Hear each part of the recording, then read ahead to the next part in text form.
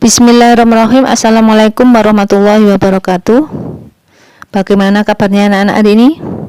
Alhamdulillah, semuanya sehat walafiat. Dan mudah-mudahan kita tetap bisa menjaga kesehatan kita, sehingga kita selalu dalam lindungan Allah Subhanahu wa Ta'ala. Amin, Allahumma amin. Baiklah anak-anakku sekalian, untuk pelajaran fikih pada hari ini kita akan melanjutkan pelajaran pertama, yaitu pelajaran 1 dulu sudah puasa, pengertian puasa, macam-macam puasa, puasa Ramadan, rukun puasa, niat puasa ataupun sunah-sunah puasa. Jadi kalau kita sunah-sunah puasa itu ada 8 anak-anak ya. Jangan keliru. 1, menyegerakan berbuka setelah masuk waktu takjil. 2, berbuka dengan kurma atau yang manis-manis. Kemudian 3, berdoa. Ada doanya ada 2, kemarin sudah dibacakan Bu Guru. Kemudian yang keempat, mengakhirkan makan sahur.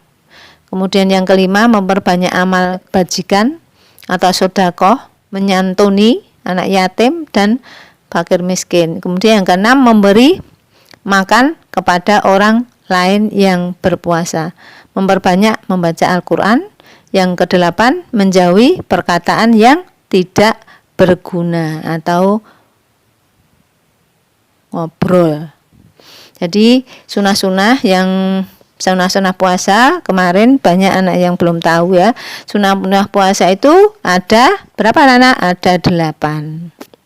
Untuk pelajaran hari, baiklah kita lanjutkan yang dal. Coba dibuka halaman anak-anak, halaman 5.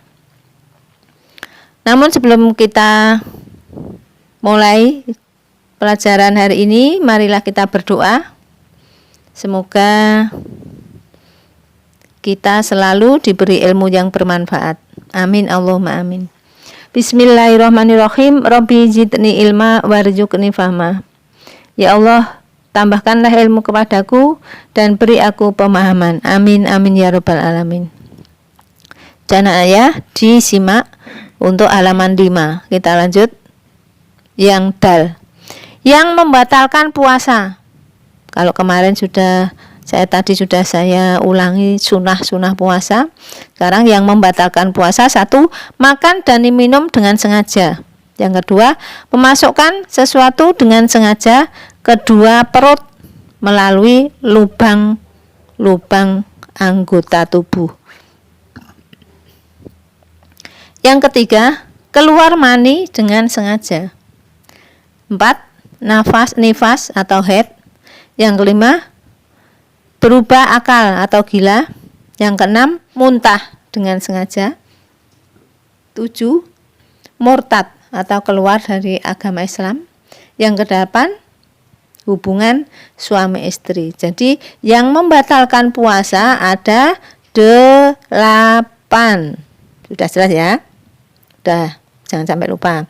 Kemudian kita lanjut yang membatalkan pahala puasa. Kalau tadi yang membatalkan puasa batal, gak untuk apa-apa belas. Sekarang yang membatalkan pahala puasa, pahalanya hilang. 1, berkata kotor dan berkata dusta, bohongi, bujui.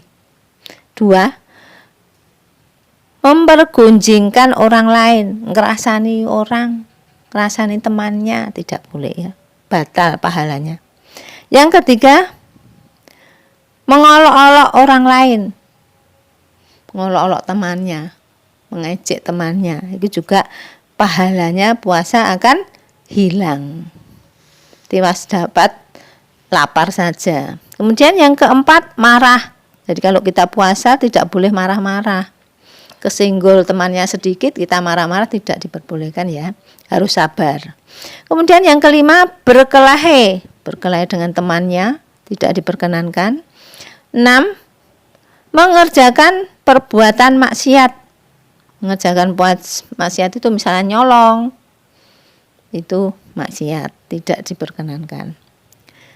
Qala Rasulullah sallallahu alaihi wasallam, malam yata qola zuri wal amala bihi falaisa lillahi hajatun fil an yada'a ta'amahu wa sarabahu. Artinya Rasulullah SAW bersabda, barang siapa yang tidak meninggalkan ucapan dusta dan perbuatan buruk, maka Allah tidak butuh akan lapar dan dahaga mereka. Dalam sabda yang lain, Rasulullah SAW menganjurkan apabila ada orang mengajak bertengkar atau berkelahi, maka katakanlah so'imun, ini so'imun, aku sedang berpuasa. Udah ya, jelas ya. Jadi kalau kita puasa, jangan sampai kita harus menghindari hal-hal yang ada 6 tadi.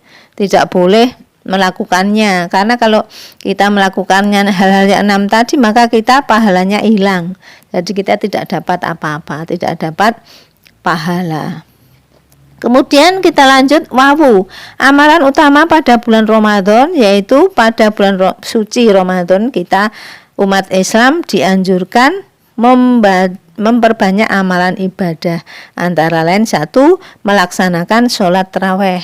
Sholat tarawih itu adanya hanya pada bulan puasa, sehingga kalau kita bulan puasa, kita usahakan untuk bisa mengikuti tarawih.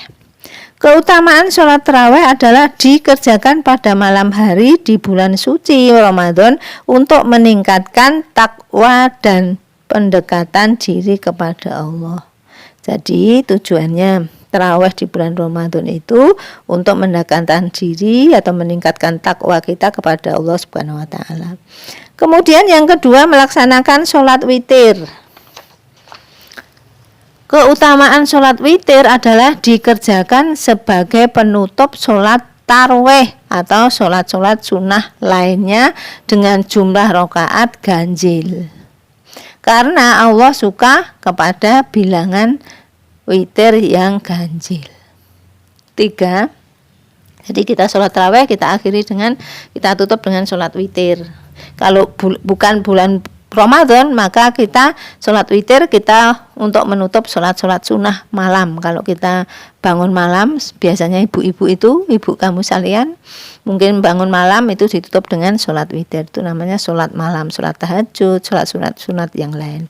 Kemudian yang ketiga, memperbanyak berdoa kepada Allah dengan membaca Allahumma innaka afuwun karim tuhibbul afwa wa'fu anni. Artinya, ya Allah, Engkau zat yang maha pengampun, maka ampunilah diriku. Asyhadu an la ilaha illallah, astaghfirullah, as'aluka ridhokal wal jannah wa na'udzubika min sakhatika wan nar. Artinya, saya bersaksi bahwa tiada Tuhan selain Allah. Saya mohon ampun kepada Allah. Ya Allah, hamba mohon ampun, mohon ridhomu dan surga, dan mohon perlindunganmu dari siksaanmu dan neraka. Jadi ini doa ini kalau Kanjeng Nabi Muhammad SAW ini diucapkan di setiap hari. Allahumma inna nas'aluka ridhokal wal jannah wa na'udzubika min sakhatika wan nar. Agar kita bisa terhindar dari api neraka dan kita bisa masuk surga. Kemudian yang keempat, memperbanyak tadarus Al-Quran. Membaca Al-Quran secara benar, besar pahalanya, karena itu tadarus Al-Quran harus yang tartil, tidak terlalu cepat dan memperhatikan bacaannya. Kemudian yang kelima, memperbanyak iktikaf. Iktikaf adalah berdiam diri di dalam masjid dengan memperbanyak membaca Al-Quran, beristighfar, berzikir, bertasbih, bertahmid, dan membaca sholawat. Melaksanakan iktikaf hukumnya sunnah. Niat iktikaf yaitu nawaitul iktikafi sunatan lillahi ta'ala. Saya niat iktikaf sunnah karena Allah ta'ala. Sudah jelas anak-anak ya. Jadi amalan-amalan pada bulan Ramadan, 1, melaksanakan sholat tarawih. Yang kedua, memperbanyak berdoa kepada Allah dengan membaca doa tadi. Allahumma innaka afuwwun karim tadi. Kemudian yang ketiga, yang keempat, memperbanyak tadarus Al-Quran.